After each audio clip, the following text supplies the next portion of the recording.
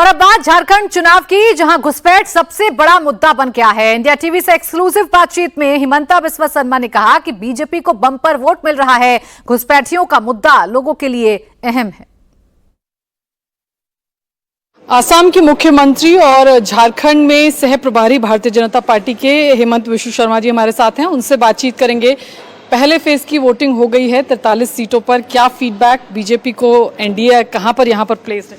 देखिए, जो हमारे फीडबैक है अच्छा किया है हमने, और लगता है कि बहुत आराम से एनडीए बीजेपी का सरकार झारखंड में बन जाएगा। जो हेमंत सोरेन है यहाँ पर, यहाँ के मुख्यमंत्री, वो लगातार भारतीय जनता पार्टी पर डिविजिव पॉलिटिक्स का आरोप लगा रहे हैं। वो कह रहे हैं कि आप डिवाइड करना चाहते हैं समाज। देखिए, इलेक्शन है, स्वाभाविक है, वो भी कुछ आरोप लगाएगा, हम भी कुछ आरोप लगाएगा, बट जो घुसपैठिया का मुद्दा है, ये मुद्दा देश का है, और मेरा लगता है कि इस मुद्दा में जेएमएम और कांग्रेस और बीजेपी, हमारे बीच में साधारणतः कोई भी डिफरेंट ओपिनियन होना नहीं चाहिए।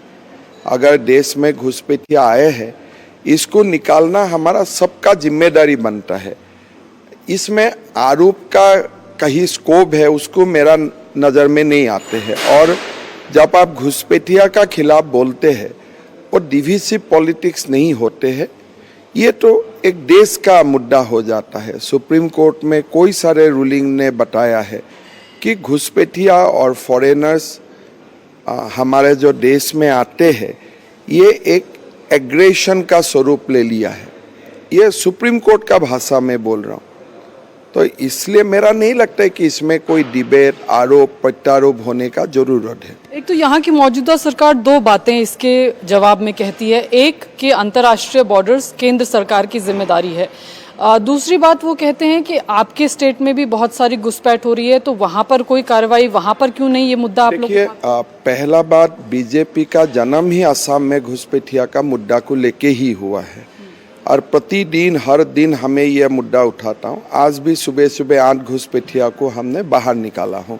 प्रतिदिन मेरा ट्वीट में आप देखते रहिएगा, सुबह गुड मॉर्निंग का जगह मैं वही ट्वीट देता हूँ कि आज कितना घुसपैठिया हमने बाहर निकाला। और असम में ये मुद्दा क्यों नहीं उठाता हूँ, मतलब क्या है? हम तो असम में वही मुद्दा उठाता हूँ, बाकी कोई मुद्दा तो उठाता ही नहीं हूँ।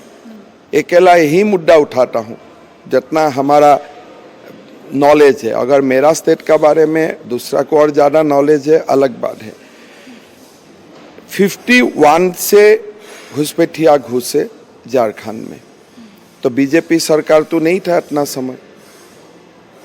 हमारा सरकार 2014 में है, होगा 14 का बाद भी कोई आया होगा, 14 का पहले भी कोई आया होगा, लेकिन अभी जो हम डेटा झारखंड हाई कोर्ट में प्लेस कर रहा हूँ, वो 2011 का डेटा, और 2011 तक देश में तो कांग्रेस का ही सरकार था। अगर इंटरनेशनल बॉर्डर से आए हैं, उसके लिए भी कांग्रेस जिम्मेदार है। अगर वो लोग आ चुका है, उसको निकालना भी हमारा सामूहिक दायित्व है। अभी आप इंटरनेशनल बॉर्डर केंद्र का है, मतलब जो नया आने वाला है, बस जो पुराना बच गया उनका बारे में आपका विचार क्या है? तो आप मुद्दा को या तो समझ नहीं पा रहे। अभी जो झारखंड हाई कोर्ट में हमने डाटा दिया हूँ, ये 2011 का सेंसस दिया हूँ। 21 तक आपके आने के बाद कम हुई है इन्फिल्ट्रेशन? वो तो 21 का डेटा बोलेगा, लेकिन हमारे मानना यही है कि जब तक state government red carpet welcome करता है, तब तक तो रास्ता निकाल ही जाते हैं। देयर इज ए कॉन्सेप्ट है कि first line defence, second line defence. First line defence BSF होता है, उसका बाद स्टेट का जिम्मेदारी होते हैं। हम बॉर्डर का सेकेंड लाइन डिफेंस भी होता हूँ, और जो घुस जाते हैं उनको निकालना भी स्टेट का ही जिम्मेदारी होता है।